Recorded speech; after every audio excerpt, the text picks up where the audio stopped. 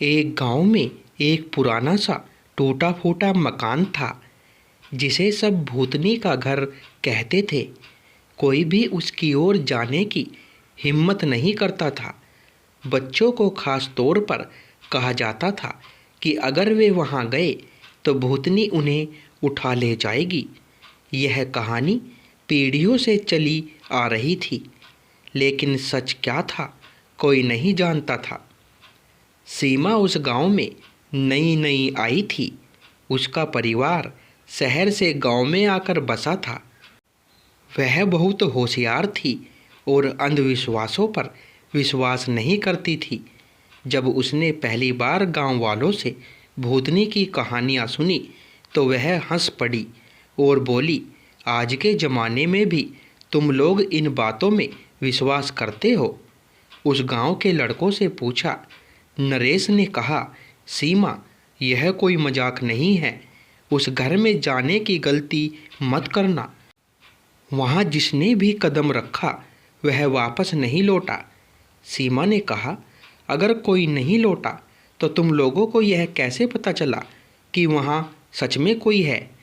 इस सवाल का किसी के पास जवाब नहीं था, लेकिन डर की छाया सबके चेहरों पर साफ थी। सीमा के मन में उत्सुकता जाग उठी। वह अकेले ही उस घर की सच्चाई जानने का फैसला कर चुकी थी। एक रात जब पूरा गांव सो गया तो सीमा चुपचाप घर से निकली और धीमे कदमों से उस खंडहर की ओर बढ़ने लगी। चांदनी रात थी, लेकिन पेड़ों की छाया में घना अंधेरा फैला था। हर तरफ अजीब सी खामोशी थी। सिर्फ पत्तों की सरसराहट और दूर कहीं उल्लू की आवाज़ सुनाई दे रही थी। जैसे ही सीमा दरवाजे तक पहुंची, उसे लगा कि कोई उसकी ओर देख रहा है, लेकिन पीछे मुड़कर देखा तो वहां कोई नहीं था। उसने गहरी सांस ली और धीरे धीरे दरवाज़ा खोला। घर के अंदर बहुत अंधेरा था। टॉर्च की रोशनी में उसने देखा कि मकड़ी के जाले हर जगह लग रहे थे। फर्श टूटा हुआ था और पुराने फर्नीचर पर धूल की मोटी परत चढ़ी हुई थी। अचानक उसे एक धीमे धीमे किसी के रोने की आवाज़ सुनाई दी। वह सतर्क हो गई। यह किसी आत्मा की आवाज़ थी या किसी जीवित इंसान की, यह कुछ पता नहीं था। हिम्मत करके उसने आगे कदम बढ़ाए और देखा, एक बूढ़ी औरत एक कोने में बैठी हुई थी। उसकी आंखों में डर और दर्द था। सीमा के कदमों की आहट सुनकर वह घबराकर दीवार से लग गई। कौन हो तुम? सीमा ने अटकते हुए पूछा। बूढ़ी औरत ने कुछ नहीं कहा। वह बस चुपचाप उसे देखती रही। सीमा ने अपनी टॉर्च उसकी तरफ की और उसकी सांसें थम गई। वह कोई आत्मा नहीं थी, न ही कोई डरावनी भूतनी। वह एक आम औरत थी, दुर्बल, कमज़ोर, लेकिन जीवित। तुम यहाँ क्या कर रही हो? औरत की आंखों से आंसू छलक पड़े। क्योंकि इस गांव ने मुझे भूत बना दिया है। औरत का नाम विमला था। कई साल पहले की बात है। वह इसी गांव की रहने वाली थी। उसका पति एक जमींदार के यहाँ नौकर था, जो विमला जी को बहुत प्यार करता था। लेकिन एक दिन गांव में एक अनहोनी हुई। जमींदार का बेटा किसी रहस्यपूर्ण बीमारी से मर गया। गांव के तांत्रिक ने घोषणा कर दी कि किसी औरत की आत्मा ने उसे मारा है। अंधविश्वासी लोगों ने इस पर आंख बंद करके विश्वास कर लिया और बलि के लिए एक शिकार खोजने लगे। विमला पर आरोप लगाया गया। किसी ने कहा कि विमला ने उसे बुरी नज़र से देखा था। किसी ने दावा किया कि उसे जंगल में अजीब जड़ी बूटियाँ इकट्ठी करते देखा गया था।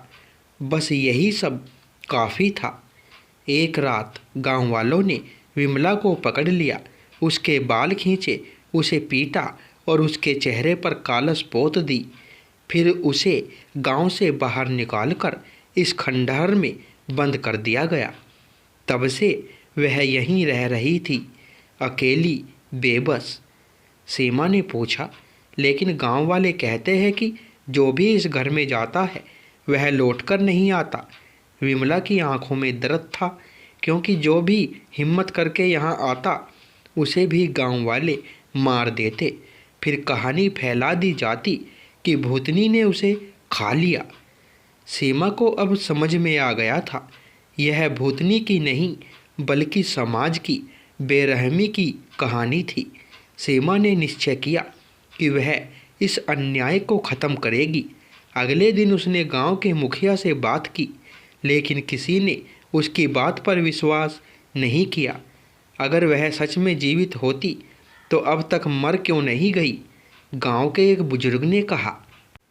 सीमा ने उन्हें खंडहर तक चलकर सच्चाई देखने को कहा। पहले तो सब डरे, लेकिन जब गांव के कुछ युवाओं ने उसका समर्थन किया तो वे सब वहां चलने के लिए तैयार हो गए। जब गांव वालों ने विमला को देखा तो वे दंग रह गए। वह सच में जीवित थी। उनकी डरावनी कहानियाँ झूठी निकली। अब वे सब आत्मनिंदा में डूब गए।